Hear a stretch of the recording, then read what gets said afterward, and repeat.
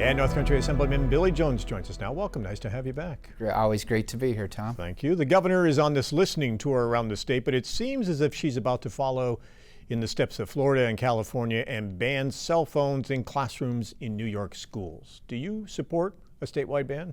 I support some form of that, of course. And, we have done legislation this year, which the governor has signed, as far as the SAFE Act, a bill that I co-sponsored that had wide bipartisan support to, basically help kids from getting into these, internet traps that they find themselves in. I believe we need to do something. And I'm the father of an 11-year-old daughter, and certainly this affects me as well. And it affects many parents that I hear from. Just trying to limit the use of the internet in schools. A lot of these kids have these smartphones, and believe me, my 11-year-old probably knows more about the internet or any of these sites than I'll ever know. So I think there needs to be safeguards. We've heard from many teacher groups and parents that just feel that this is detrimental to a child's health. And certainly when you're in a classroom, you should be concentrating on learning, and you should be concentrating on other things other than what's going on in social media. Can the governor implement a statewide ban on her own, or will she have to bring it to the legislature? It depends on if she does it policy through the Department of Ed or legislation. It appears from what I've been reading, she's leaning towards a policy, a policy procedure. Is a ban the answer or something else? Well, I think, being a parent, I understand some concerns of parents and being able to communicate with their child. Right or wrong, this is how we do this. This is how we communicate. This is how we, talk to our kids throughout the day. So a total ban, not bringing the cell phones to school. I've heard different scenarios. In other school districts already have policies in place where you can place the cell phone or the iPhone or whatever you have in a lockbox for the day or in a certain area, and have them at the end of the day, or have them when you need to communicate with your parents. I have heard some concerns about communication, so maybe we can come to an in-between there. We just heard the governor mention she did sign into law on June 20th the SAFE Act, which you co-sponsored, requiring social media companies to restrict their addictive algorithmic feeds for users under 18, also prohibiting sites from collecting, using, and sharing or selling the personal data of minors. The SAFE Act addresses the concerns a lot of parents and educators have across the state right now. Absolutely. There was wide bipartisan support on this bill. I was a co-sponsor on it.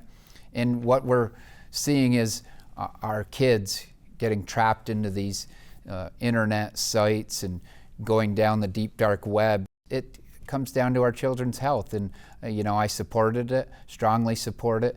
The New York Department of Corrections just announced this past week the prisons it plans to close in the state. Great Meadow Correctional Facility just to the south of here in Washington County, and another maximum security prison in Sullivan County will both close in 90 days.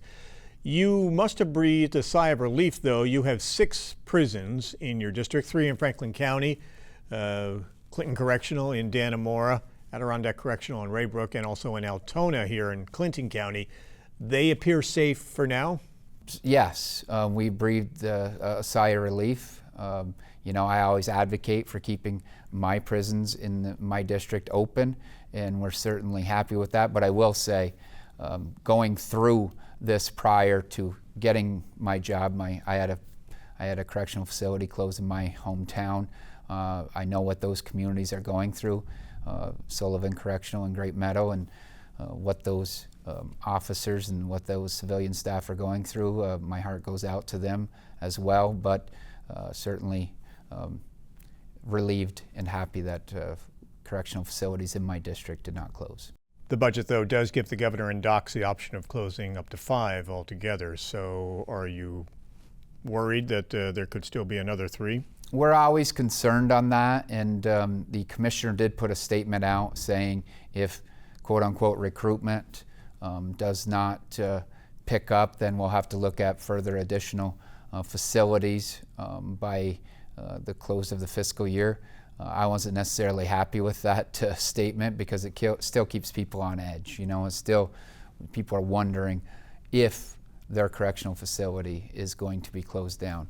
I don't know how really closing a correctional facility does help with recruitment, because if you're looking to go into the field of corrections and you're always constantly under the threat of being closed, and when you finally do get to your home facility and your home destination, and you could be shuttered as well, you know, that possibility is out there. I don't necessarily know how that helps with recruitment.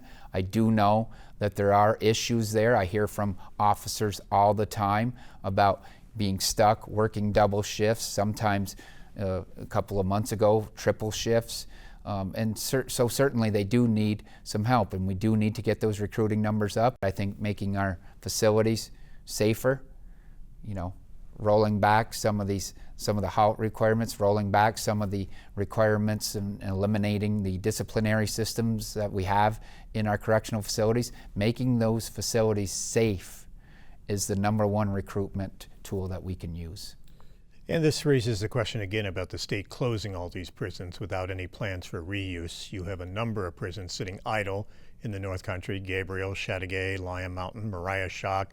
I have closed correctional facilities in my district that have been shuttered for years, that nothing has been done.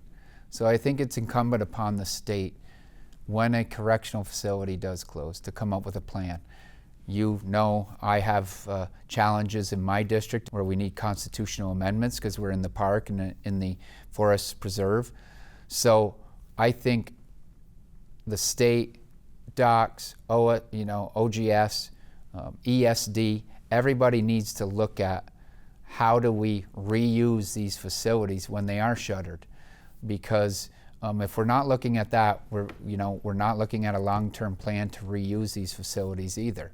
So I have legislation out there that says that these agencies need to come up with a plan to make sure that we have reuse, that we don't have these deteriorating buildings just sitting there in the middle of communities, and that there is some kind of reuse for them. It's not fair to the community. It's not fair for anyone just to have, these buildings shuttered, and it's a state responsibility, completely a state responsibility, that there needs to be something done with these, because we have too many around the North Country. And speaking of legislation, 15 years now since Camp Gabriel's closed, Dan Steck tried to advance a bill to allow the site, which sits in the forest preserve, to be sold off. The amendment passed for the 5th time in the Senate, but again, no vote in the Assembly. Certainly, and as you are well aware of, the Speaker knows about that.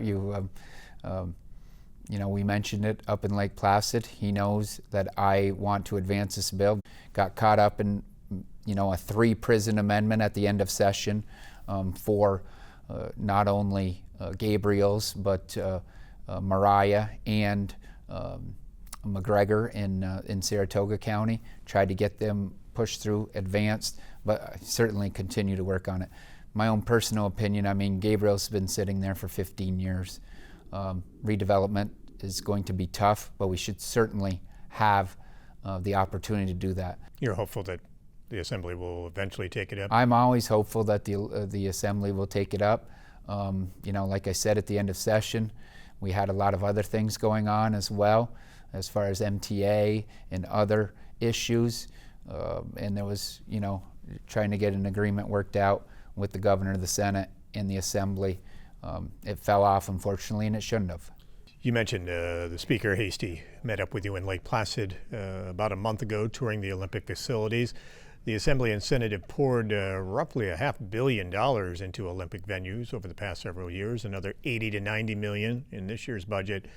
Was it good for the Speaker to come here to see where all that money is going? Absolutely, and that's why I brought him to Lake Placid to see those Olympic legacy sites. By making this investment, not only do we help bring world-class events back to the Lake Placid region, the Olympic region, it also helps with tourism. So it was important for him to see it, and seeing the economic impact that it has in our region.